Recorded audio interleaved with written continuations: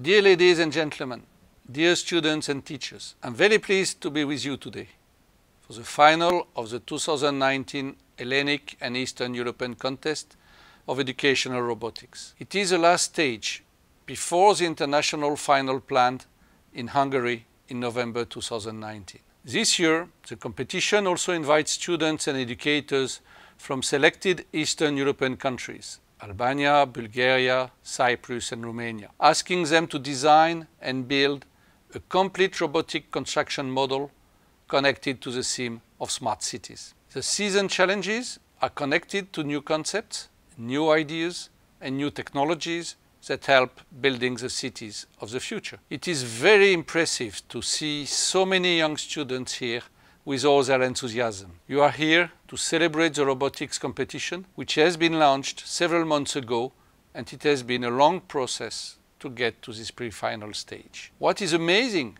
is that robotics is not truly in the curriculum in plenty of our countries, and is not even really taught in schools by teachers. Maybe it's because such a discipline is not taught that it has so much success. Here, in Europe, we are faced with a huge disinterest of young students in taking up STEM studies and later on STEM jobs. It is a key problem for our ministries as well as our European industry to attract the STEM talents of tomorrow. In addition, the famous international benchmark of PISA provides a performance in science of our respective countries. However, it's not because a country is performing well in science education that its students express an interest in science. Some analysis of PISA data reveals that the countries which are high on the performance are sometimes very low on the interest. Science, technology,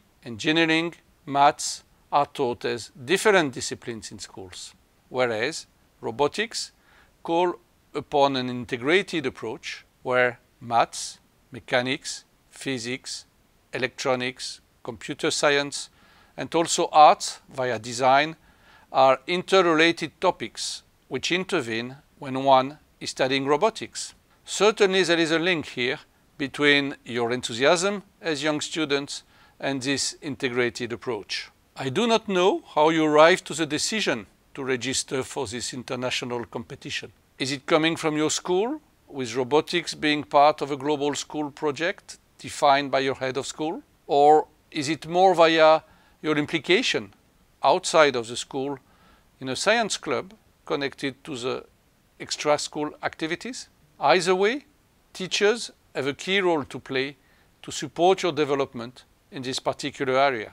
They have been your mentors and they supported you in arriving to engage in such an exciting competition. In a recent survey, we noticed that the way science teachers are teaching remains very conventional, and teachers do not use so many innovative approaches. Inquiry-based science education remain very rare in plenty of countries, despite the interest triggered by this new pedagogical approach. You are all amazing and you should be congratulated for your achievement. I hope these 2 days will be the culminating point of your commitment over the last months. More importantly, you worked in teams where creativity, collaboration, decision-making are skills you had to acquire, but you also had to practice. They belong to what we generally call 21st century skills. Collaborative skills have certainly been a key element for you to develop the project, as you really had to work together to share responsibility, to take substantive decisions, and to organize interdependent work for you to arrive to your project being presented at this pre-final stage of the competition. I would also like to congratulate the teachers who supported you. We never mention enough that teachers are doing really a great job. We should plead for all these extra activities that take place in schools to be more embedded in the curriculum in the future, as we are asking quite a lot from teachers, and from time to time their task is far from being easy. I would like also not to forget the parents who have a role to play to encourage their young students to participate in such type of events. You, the students being there, are the role models of the future.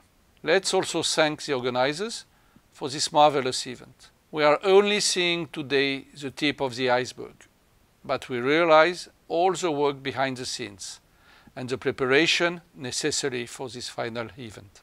All in all, the objective of education remains quite simple: increasing the desire to learn for our students on one way, and rediscovering the joy of teaching for our teachers on the other way.